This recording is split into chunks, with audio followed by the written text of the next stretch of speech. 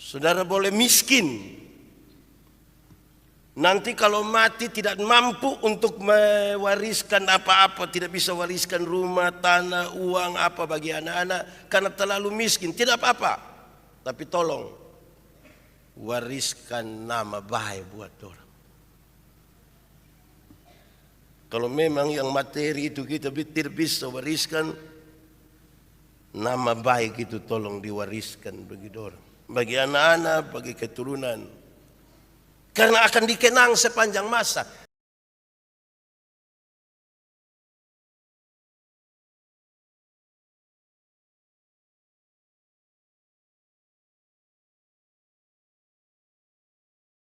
Bapak Ibu Saudara-saudara, mari kita berdoa untuk pemberitaan firman Tuhan. Mari berdoa. Ya Tuhan Allah, tibalah saatnya. Kami akan belajar sesuatu dari firman. Tapi sadar bahwa kami adalah orang-orang berdosa. Kami terlalu terbatas dan karena itu tidak mungkin bagi kami untuk mengerti firman Tuhan, apalagi untuk melakukannya. Kami mohon kuat kuasa Roh Kudus-Mu menolong kami sekalian. Baik hamba-Mu yang akan menyampaikan berita firman, baik semua kami yang mendengarkan, supaya kami dimampukan untuk mengerti firman Tuhan. Tapi lebih dari itu kami dimampukan menjadi pelaku-pelaku firman-Mu. Tuhan tolong jauhkan semua penggoda pencobaan. Biar di dalam damai-Mu kami belajar firman Tuhan. Kami rindu pada firman-Mu. Berfirmanlah bagi kami Tuhan. Di dalam nama Yesus firman yang hidup itu kami berdoa. Amin. Bapak Ibu Saudara-saudara, tema yang ditetapkan Majelis Sinode untuk ibadah hari Minggu ini 1 September 2024 yaitu nama baik lebih berharga dari kekayaan. Pembacaannya terambil dari Amsal 22 ayat 1 sampai ayat yang ke-9. Amsal 22 ayat 1 sampai ayat yang ke-9. Untuk itu sejemput jemaat Tuhan berdiri.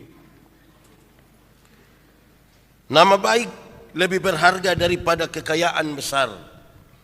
Dikasihi orang lebih baik daripada perak dan emas. Orang kaya dan orang miskin bertemu, yang membuat mereka semua ialah Tuhan. Kalau orang bijak melihat malapetaka, bersembunyilah ia. Tetapi orang yang tidak berpengalaman berjalan terus, lalu kena celaka. Ganjaran kerendahan hati dan takut akan Tuhan adalah kekayaan, kehormatan, dan kehidupan. Duri dan perangkap ada di jalan orang yang serong hatinya. Siapa ingin memelihara diri, menjauhi orang itu. Didiklah orang muda menurut jalan yang patut baginya, maka pada masa tuanya pun ia tidak akan menyimpang daripada jalan itu. Orang kaya menguasai orang miskin, yang berhutang menjadi budak dari yang menghutangi. Orang yang menabur kecurangan akan menuai bencana dan tongkat amarahnya akan habis binasa. Orang yang baik hati akan diberkati karena ia membagi rezekinya dengan si miskin. Demikian firman Tuhan. Berbahagia setiap orang yang mendengar firman, memelihara dan melakukan dalam hidup setiap hari. Mari silakan duduk semuanya. Bapak Ibu, saudara-saudara, anak-anak semua, shalom. Kasih kuat sedikit itu suara. Shalom. Ada sukacita. Puji Tuhan. Saudara-saudara, tema kita tentang nama baik. Saudara-saudara pasti punya pengalaman sendiri soal nama baik. Kadang-kadang ada orang yang sabar sekali, pendiam sekali, kita lihat dia tenang sekali. Tapi kalau nama baiknya itu terganggu sedikit, dia bisa sangat ribut itu. Kadang-kadang untuk nama baik orang bisa mempertaruhkan apa saja dalam hidupnya. Bahkan nyawanya pun dia berani taruh karena nama baik. Pak Pendeta, nama baik itu apa itu Pak Pendeta? Nama baik itu saya ingin untuk menyebutkan dia sebagai harga diri. Sama-sama 1, 2, 3. Harga diri. Itu sebegitu pentingnya dalam hidup.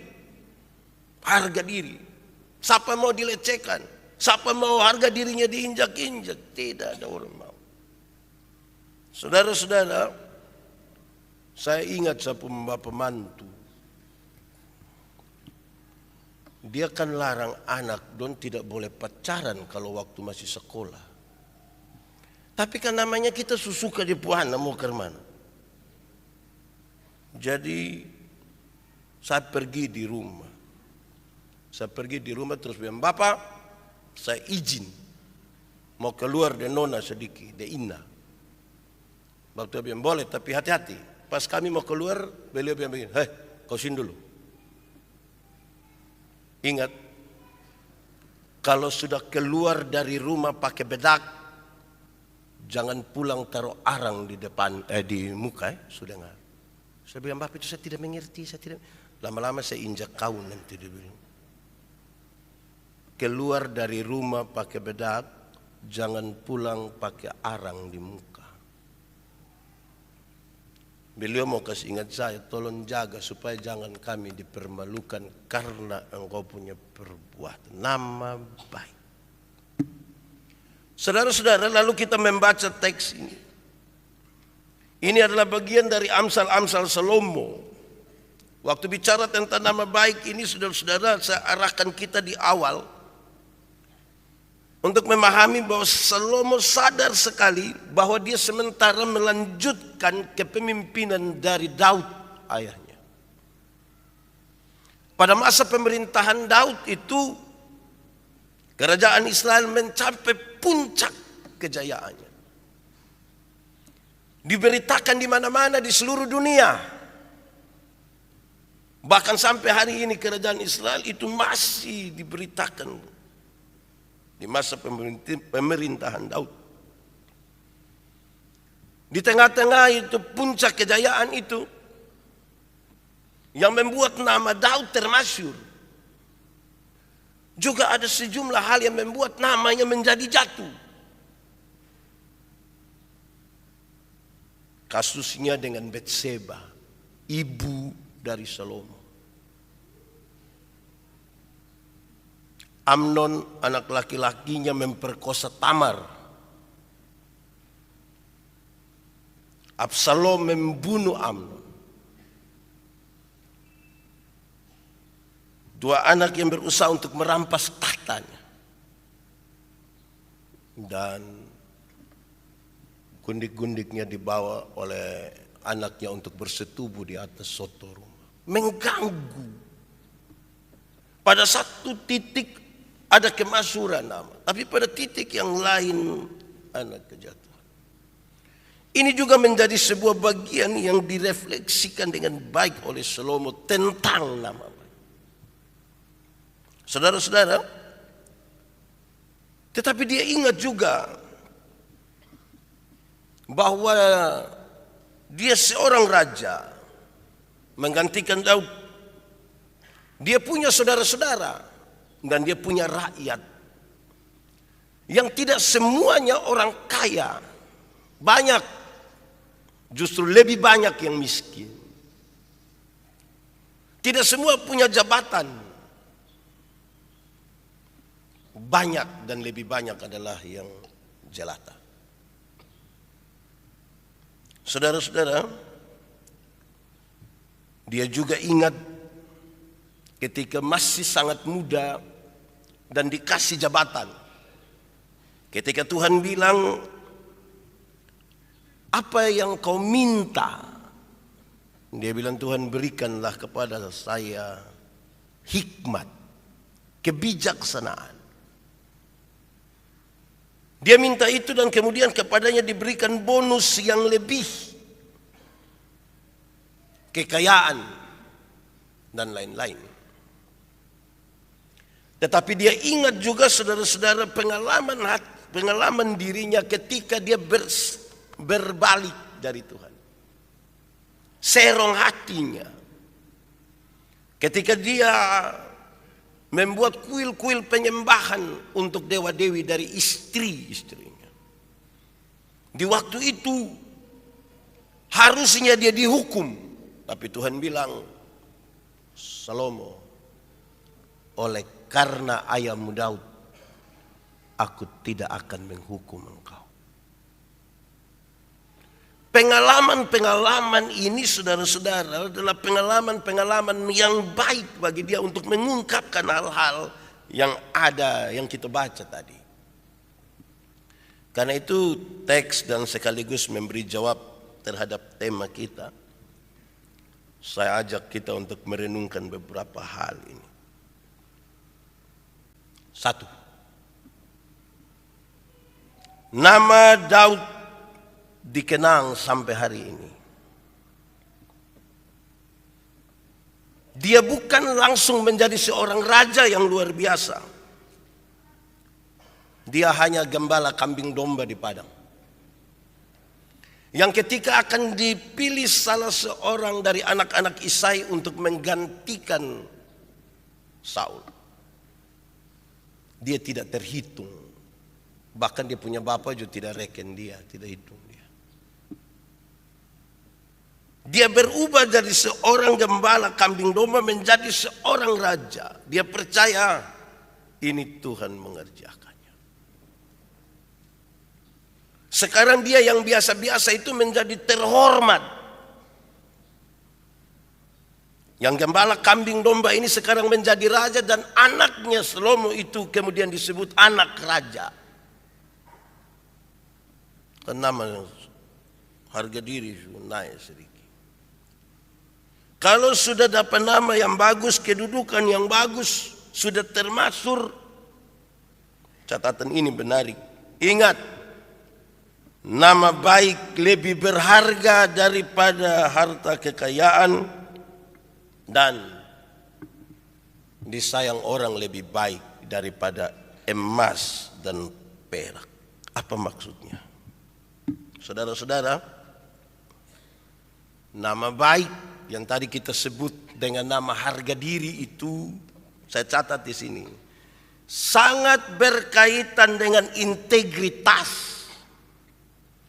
Saudara punya jabatan, silakan. Saudara itu orang berada, silakan. Saudara termasuk, silakan. Tapi pertaruhannya adalah integritas.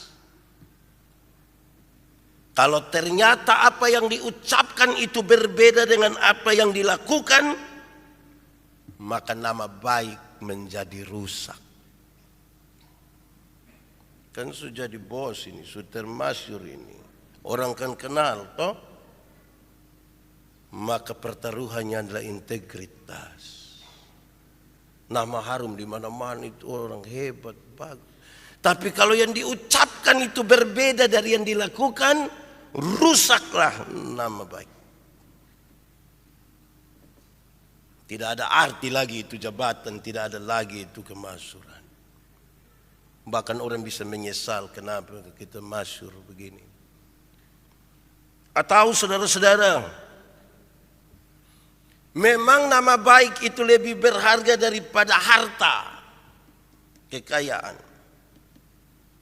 Tetapi mari jujur, ada banyak orang bisa saja menggadaikan nama baik hanya untuk dapat harta. Nama baik itu kelasnya lebih tinggi dari harta kekayaan. Tapi kenyataan membuktikan untuk harta orang bisa menggadaikan nama baik. Mau maki-maki dia, mau apapun, kok yang penting dia dapat harta. Kadang-kadang betul dalam rumah tangga ini kan kakak adik bakalai karena tidak adil. Kakak ini terima ame ini warisan don, dia dapat 99%, baru kita dapat 1%. Cuci maki dia santai saja, tutup telinga. Kadang-kadang untuk harta orang bisa menggadaikan nama baik. Jadi ya pilih baik, saudara pilih harta atau nama baik. Tapi saya mau pesan bagi kita berdasarkan pemberitaan firman ini, saudara-saudara. Saudara boleh miskin, nanti kalau mati tidak mampu untuk mewariskan apa-apa, tidak bisa wariskan rumah, tanah, uang apa bagi anak-anak karena terlalu miskin, tidak apa-apa. Tapi tolong wariskan nama baik buat orang. Kalau memang yang materi itu kita tidak bisa wariskan, nama baik itu tolong diwariskan bagi orang, bagi anak-anak, bagi keturunan. Karena akan dikenang sepanjang masa. Saudara, apalagi dunia sekarang ini yang kita bikin baik itu orang tidak ingat. Jarang orang ingat, jarang orang bercerita tentang kebaikan-kebaikan. Yang kita bikin tak salah sedikit itu yang 7 kali 70 turunan.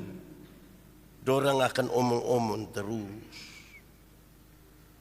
Karena itu saya kira nasihat dari bagian firman Tuhan ini penting. Nama baik lebih berharga daripada harta kekayaan. Kedua, ayat yang kedua itu kita baca sama-sama. 1, 2, 3. Orang kaya dan orang miskin bertemu. Yang membuat mereka semua ialah Tuhan. Saya kira catatannya sangat ringan buat kita. Yaitu Tuhanlah pencipta manusia. Karena Tuhan pencipta manusia, maka semua orang sama nilainya di hadapan Tuhan. Tuhan yang cipta saya, Tuhan cipta ini jemaat semua, Tuhan cipta semua orang di dunia. Karena Tuhan menciptakan, maka sama nilainya, sama harganya di hadapan Tuhan. Lalu bagaimana dengan kekayaan? Miskin dan kaya adalah penilaian berdasarkan materi. Penilaian berdasarkan harta. Jadi kita sudah sama di hadapan Tuhan ini. Kita sudah sama. Terus miskin dan kaya adalah penilaian berdasarkan kepunyaan, harta, materi yang dipunya. Ini saya dan Ko Paul ini, kami dua sama di hadapan Tuhan. Nanti baru kemudian keterangannya pendeta Yandi itu 100 kali lipat lebih kaya dari Pak Paul. Nah, itu kan penilaian berdasarkan. Kenapa saya bilang saya kaya, saudara, tidak terlalu yakin. Apa harus saya buktikan? Jadi itu pertama. Tapi selanjutnya, kekayaan yang tadi yang 100 kali lipat itu Tuhan yang anugerahkan. Berkat Tuhan yang menjadikan kaya. Usaha manusia tidak menambah apa-apa, kan kata firman begitu. Jadi kekayaan itu Tuhan yang anugerahkan. Sehingga baik kekayaan banyak atau sedikit, tolong supaya tetap jaga harga diri. Begitu. Ini Tuhan yang kasih. Tuhan cipta habis. Terus ada dia anugerahkan kekayaan. Ada lebih kaya, ada yang miskin. Tapi baik kaya, baik miskin, tolong jaga harga diri. Ada orang kaya tapi tidak jaga harga diri. Ada yang miskin tapi juga tidak jaga harga diri dalam kemiskinan. Semua orang butuh uang, semua orang butuh kekayaan, tapi jangan karena uang kita kehilangan harga diri. Nilai kita tidak di situ, nilai kita ada pada ciptaan Tuhan. Jangan tagal uang kita kehilangan harga diri. Jangan. Pak Pendeta, yang tagal uang kita kehilangan harga diri itu yang karmana. Yang terima-terima suap. Suap, bukan suap begini, itu kas makan. Suap yang kasih uang di orang. Yang mau disuap, yang terima suap sama. kehilangan harga diri. Tidak ada harga diri.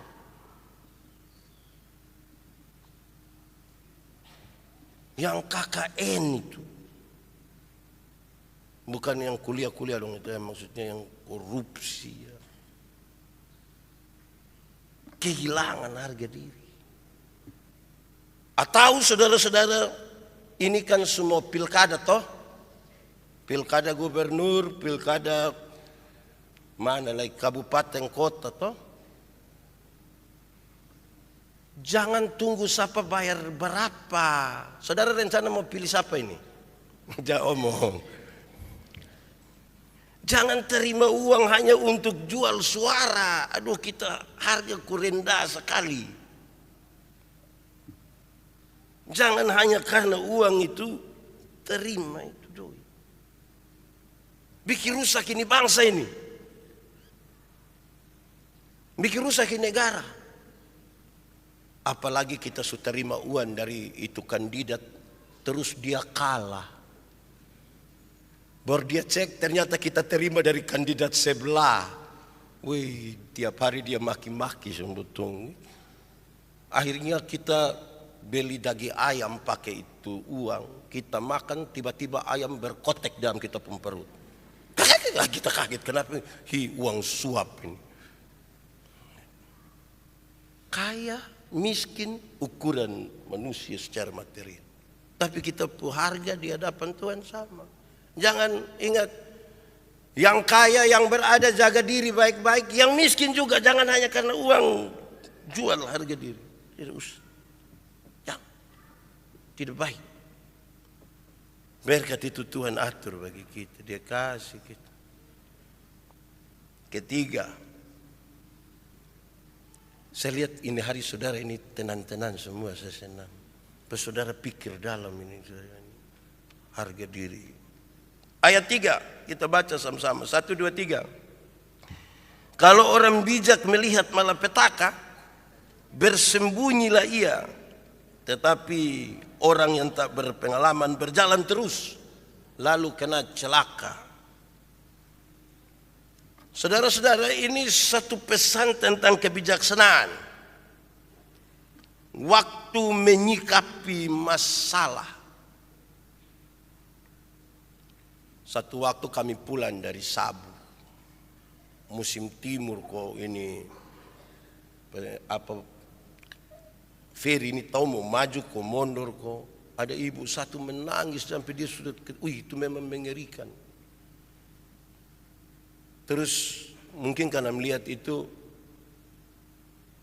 kondisi ini baru di ujung Sabu Timur, apa mau masuk lagi di Laut Sabu pasti lebih berat. Jadi sementara begitu, terus ada dua pak dengan gaya sekali bilang begini, belum apa-apa, belum apa-apa, belum. Wih, ini pak dua macam sombong lagi. Orang ada ketakutan, menangis, belum apa-apa. Terus yang bawa itu kapal ambil keputusan balik kembali ke Seba. Waktu balik kembali ke Seba, kan angin suka kembali dari belakang. Ini pak dua masih tetap juga belum apa-apa ya itu hari. Terus kita terganggu sedikit, pak dua pak ini ibu ini tidak akan mati. Kita tidak tenggelam, jalan terus tidak tenggelam. Ini ibu akan mati bukan karena tenggelam. Ini ibu akan mati karena dia sangat ketakutan. Kalau pak agak berani sedikit, pak jambandi 40 diri itu dengan ibu, jangan. Pakai makam puji karena kok. Jangan ukur karena kita masih berani lantas kita kira kita paling hebat. Jangan juga. Saudara, orang cerdik tidak mau mati konyol. Orang bijaksana tidak mau mati konyol. Mati hidup Tuhan yang atur. Ya coba pilih 5 lompat turun, mati hidup Tuhan atur. Orang yang tidak berpengalaman itu tidak ada perhitungan. Yang penting terkenal, yang penting viral,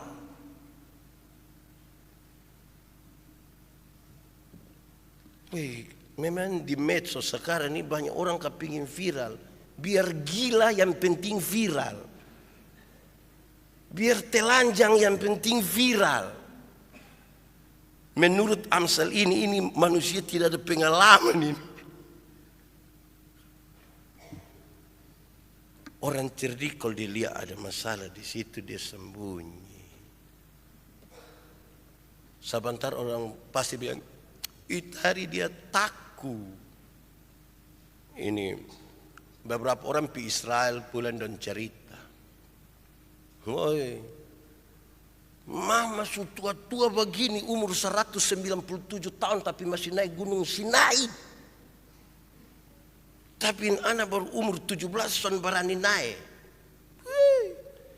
Mantua cerita terlalu banyak. Tapi mama, yang mama pi di sana itu bukan piba uji panjat tebing, bukan.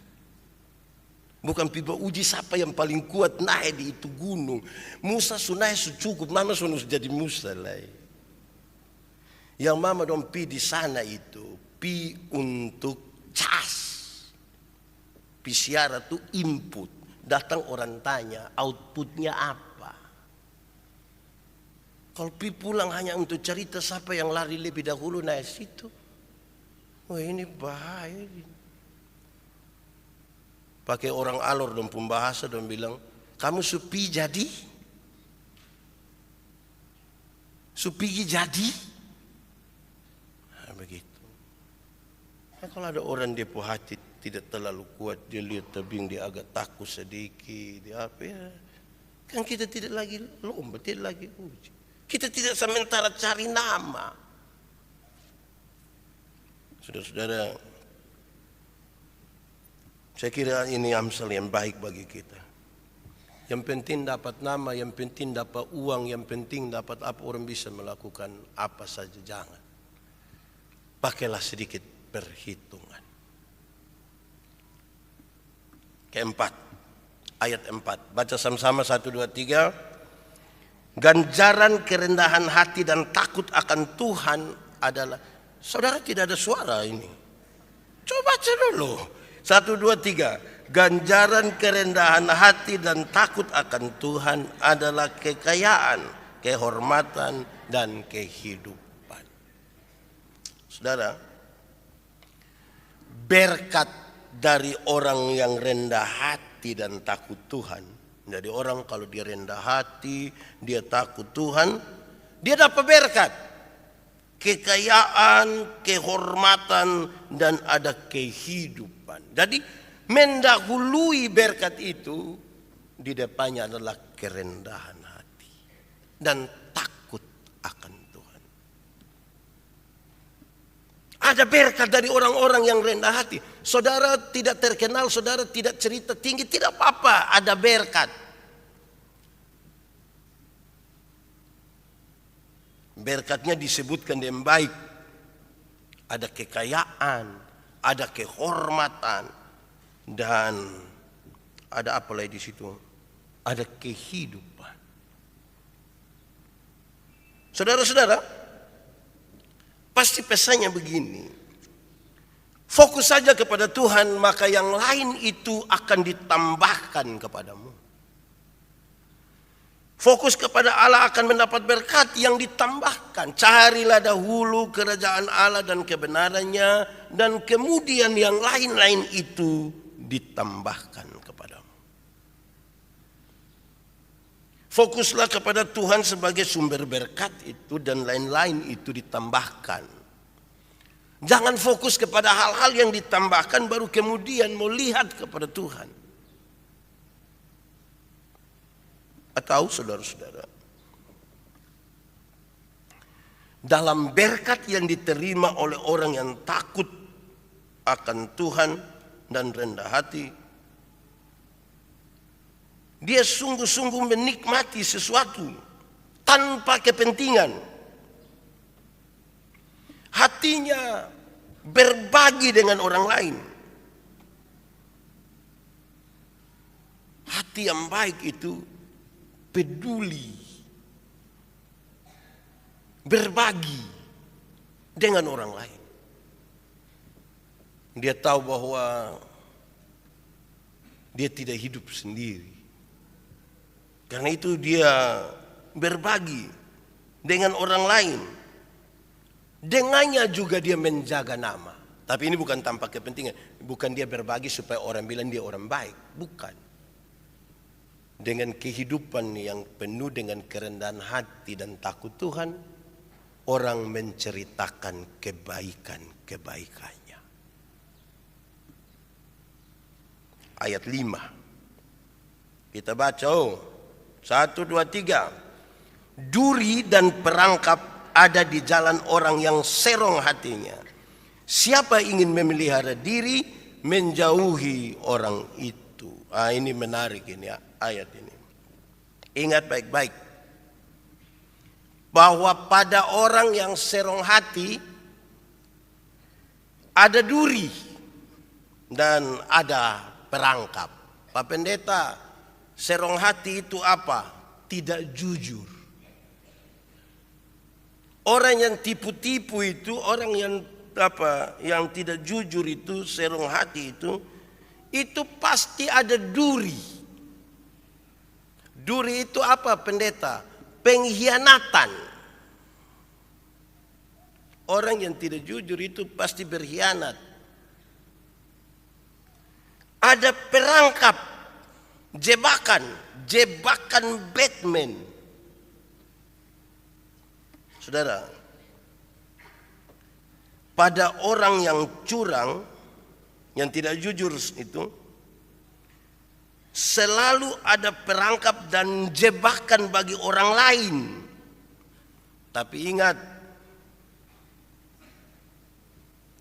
bisa saja akan berakhir dengan duri dan jebakan pada dirinya sendiri. Jadi bisa saja yang pertama dia ada tipu-tipu untuk jebak orang ini. Besok-besok itu barang terbalik kembali ke dia. Orang jujur itu baik. Orang tipu-tipu itu tidak baik.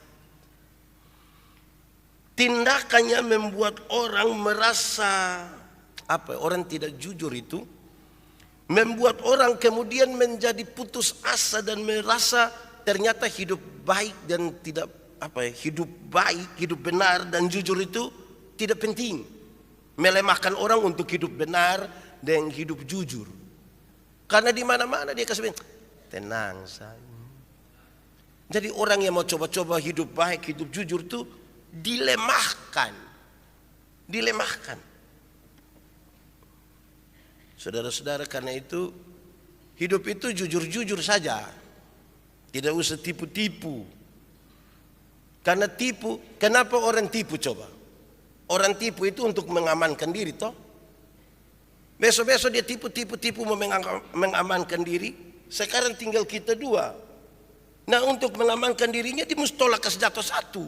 Tidak mungkin dia mau jatuh. Tidak bisa. Terus firman ini bilang begini.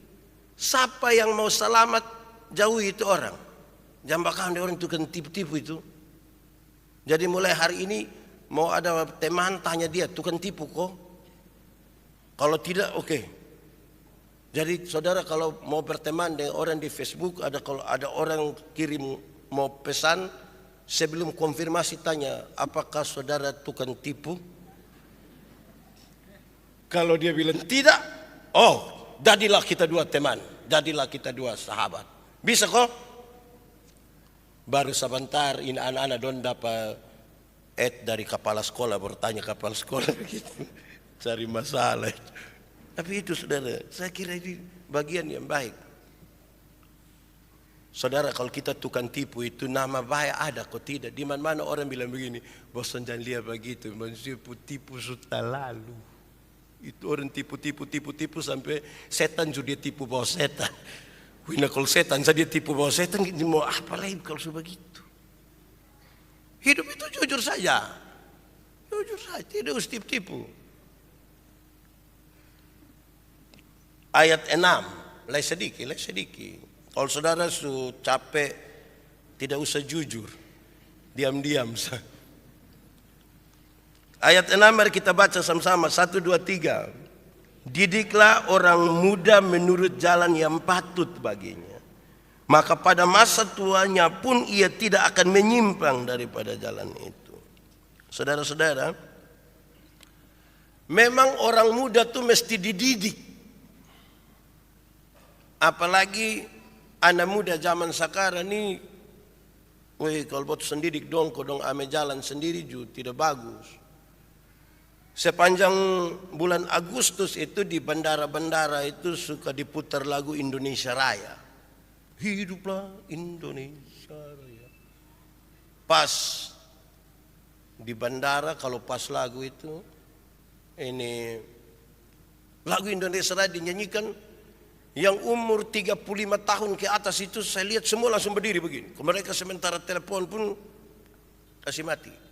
Tunggu, ada yang menghadap begini, ada yang menghadap begini. Semua sampai lagu selesai. Saya jadi ingat dulu kita masih kecil itu kalau lewat satu sekolah kalau ada kas naik bendera itu kan kita mesti berdiri begini. Itu yang umur 35 ke atas. Yang 17 dong itu dong duduk pangku kaki berheran-heran lihat kita yang berdiri. Don jalan-jalan lagi baru sambil telepon. Jadi saya coba omong dengan satu, dia jawab saya santai, saya beda zaman Pak, beda. Beta bilang Anda revo. Tidak apa, zaman berubah tapi nilai tidak boleh berubah. Ada nilai-nilai tertentu dalam hidup yang tidak boleh berubah. Karena itu nasihat ini serius. Didiklah orang muda dengan cara yang benar itu supaya mereka tetap setia nanti di masa tua. Saudara-saudara ingat, orang muda itu identik dengan kepolosan, dengan keluguan. Tapi ada kekuatan di sana. Karena itu didik mereka supaya jangan pakai itu polos, lugu, kekuatan itu untuk merusak ini negara, merusak ini kehidupan. Jangan indoktrinasi yang bodoh kepada mereka. Gitu. Orang muda itu punya kekuatan, punya kepolosan, ada keberanian juga. Didiklah mereka dengan baik. Anak-anak, kamu jalan-jalan terus Dan sedikit pendeta semua didik kamu ini. Didiklah dorang.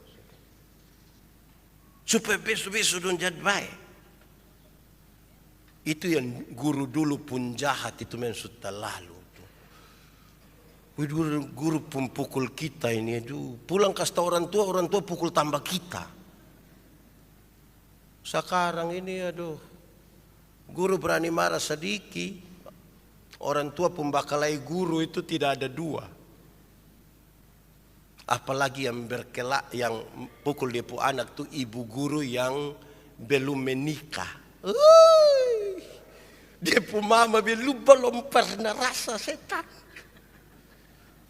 Memang ngeri kalau itu. Didik orang supaya jadi. Saudara, tapi dengar. Jika waktu muda mereka sudah dibiasakan dengan hidup baik, nanti tua pun mereka baik. Ini memang masih soal kebiasaan. Tapi biasakanlah mereka dengan hidup yang baik, dengan ajaran yang benar. Karena menyangkut nama toh. Bayangkan kalau Pak Menobe, Pak Pendeta Menobe, Pumbapa itu dia hidup baik-baik, pendeta hidup tidak baik, kan orang bilang, lu ini bikin malu-malu Pumbapa. Saya tadi lu Pumbapa ajar lu, kok tidak Lu Pumbapa ini ajar semua orang tapi tidak ajar lu ini. Wih itu kan, om begitu kayak apa kok? Jadi didiklah anak-anak muda ini. Anak-anak muda dong tolong, ya muda-muda dong ini orang tua omong tolong Ini orang tua omong dong pangku kaki lah, headset di sini lah. Sama kayak baru lari dari rumah sakit, kau bawa ini selang infus dorang. Orang tua omong kamu duduk diam-diam di situ, lepas itu headset. Kau lagu apa yang terlalu? Paling lagu kalau cinta LDR. Kas mati itu, tapi dengar orang tua omong. Apalagi hidup ini dinamikanya kuat sekali. Waktu syukur di Aci sini perumah itu kan beta bilang begini, kan ada syukur dia dong masuk minta kau apa itu. Beta bilang pendeta Yandi ini nikah 15 tahun. Terus ini ada yang sudah 20 tahun, ada 32 tahun. Jadi kalau kami yang nikah 15, 20, 30 tahun ini diundang pada pernikahan anak-anak muda, kami kalau pergi itu memang lain. Anak-anak muda sekarang kalau urus nikah itu terlalu mantap. Wih, pakaian mantap, orang pun pura-pura romantis itu. Wih. Belum lagi pakai lagu-lagu Beautiful in White. Ada petasan lagi. Wih. Teng, teng, teng. Terus tiba-tiba MC bilang begini, wedding kiss. Ini satu pakai berlutut. Kita yang 15, 20, 30 lihat dong hanya bilang begini. Kita hanya hari pertama. Hari pertama yang kamu kira nanti cinta itu berumah tangga itu nanti setiap hari hanya bilang wedding kiss. Masuk 5 tahun itu tidak ada itu Beautiful in White itu. Tinggal dia pun petasan. Jadi bosan tolong kau baik-baik. Anak muda dong. Orang tua kalau omongkan dong nikah duluan. Jangan baru kenal satu nyong, satu nona langsung. Jangan coba. Kami yang lihat kami. 5 tahun kita mau pisonto dia sedikit. Kok ada panas begini? Tinggal petasan kan? Jadi kalau ini firman bilang didiklah yang muda-muda ini. Bosnya mesti dengar baik-baik. Hidup ini tidak habis di itu resepsi yang menyisakan hutang. Tidak. Masih ada di kelanjutan ke depan. So ayat berapa itu? Sekarang pindah ke ayat 7. Baca sama-sama 1, 2, 3. Orang kaya menguasai orang miskin, yang berhutang menjadi budak dari yang menghutangi. Ini penting ini bagi kita. Tentang nama juga ini.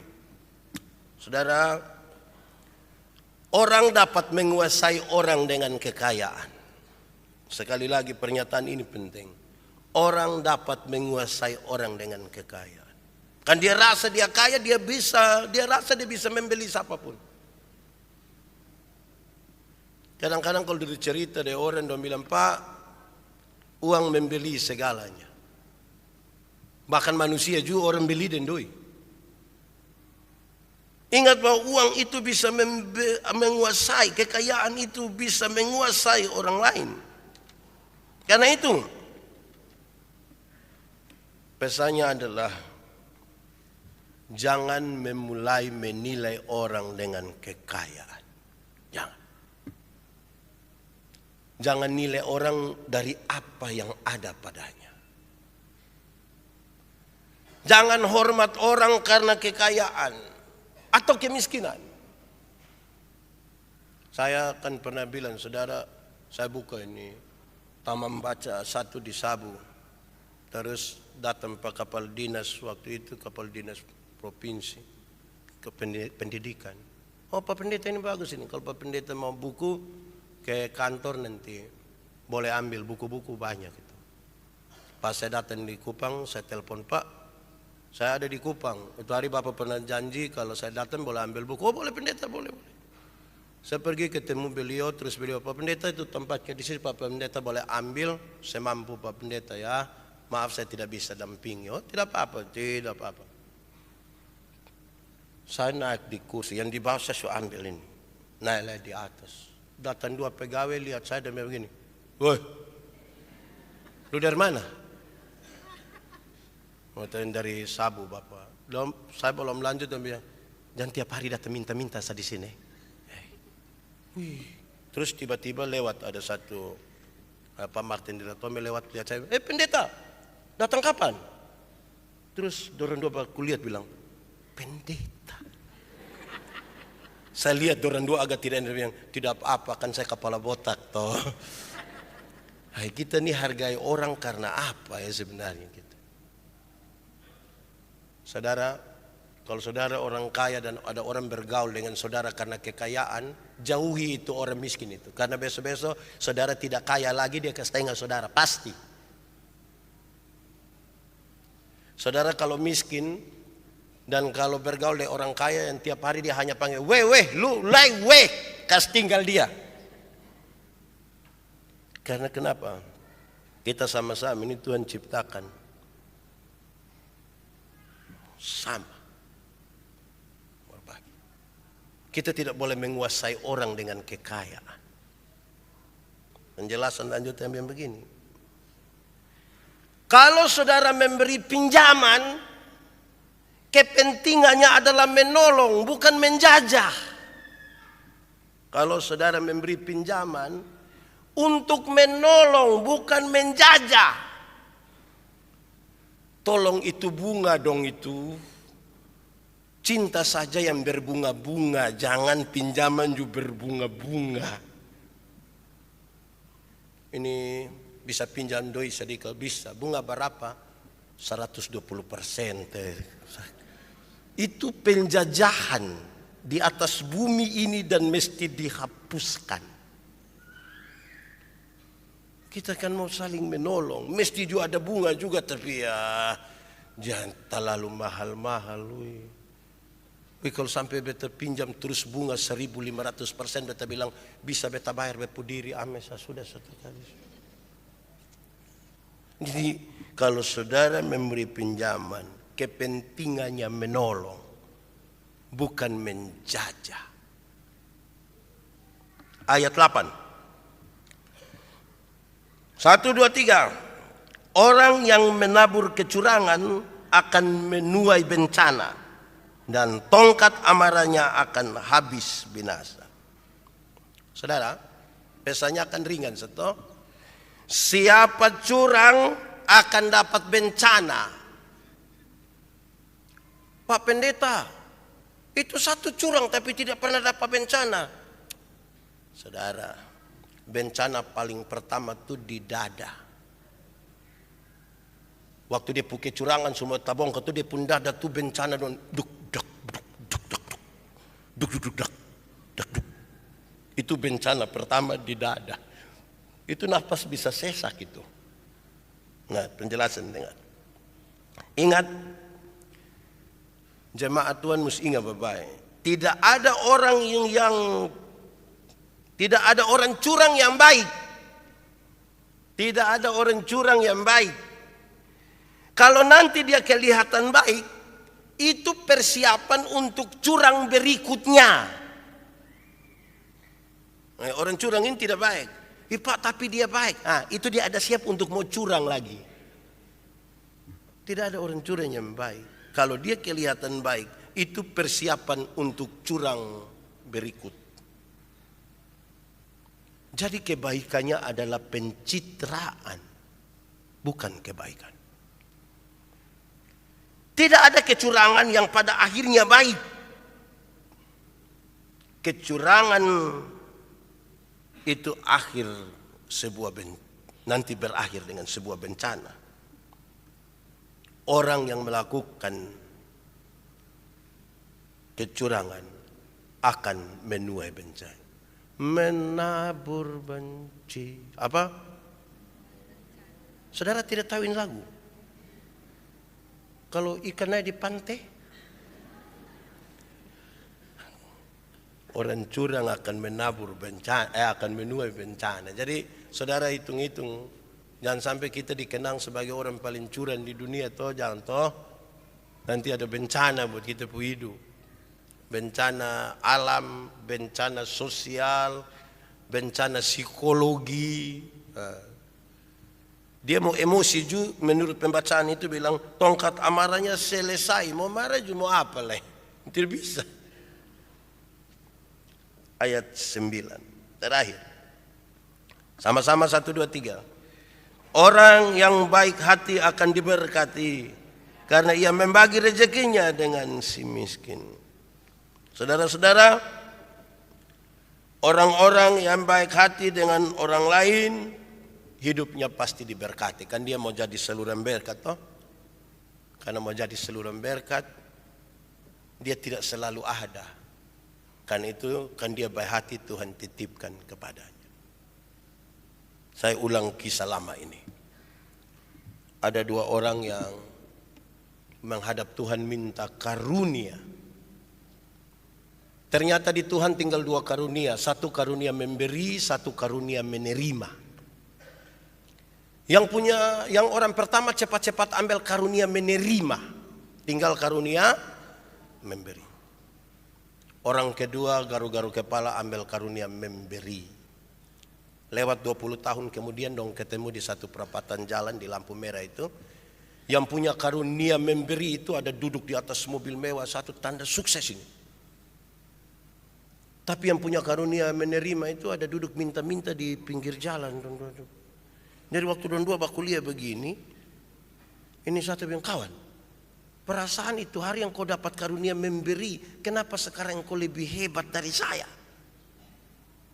Terus dia bilang begini, kawan, karena Tuhan Allah tahu saya selalu harus memberi, maka Tuhan Allah selalu titip lebih buat saya. Engkau kan mau kasih orang, kau tidak ada, ini, lihat kau bagi-bagi. Tapi kawan ini kan karunia menerima, jadi di mana-mana hanya tolong sedikit dulu. Nah, kita masing-masing bisa menilai kita pun karunia yang karunia apalah. Saudara, karena itu orang yang baik hati itu tidak memusatkan kekayaan, perhatian dan nama hanya untuk dirinya sendiri. Tidak. Karena dia hadir untuk semua orang. Tuhan titipkan dia untuk banyak orang.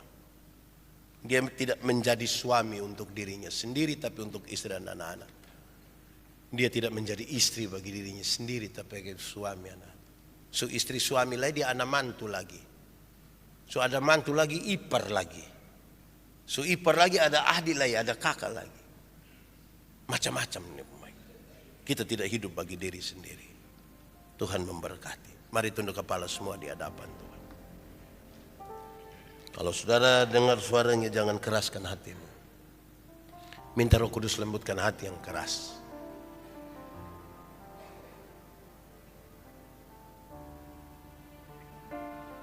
Tuhan Allah, terima kasih buat firman-Mu. Engkau mengingatkan kami bahwa kami sangat berharga di hadapan-Mu. Terima kasih banyak. Tolong supaya kami menjaga nama itu. Untuk kemuliaan Tuhan dan untuk hidup di dunia bersama-sama dengan semua orang yang Tuhan izinkan kami jumpai. Kalau Tuhan tahu kami belum pada jalan itu, sentuh hati kami, jamah hidup kami dan ubahkan kami. Biarlah firman-Mu jadi pelita bagi kaki kami dan terang bagi jalan kami. Amin.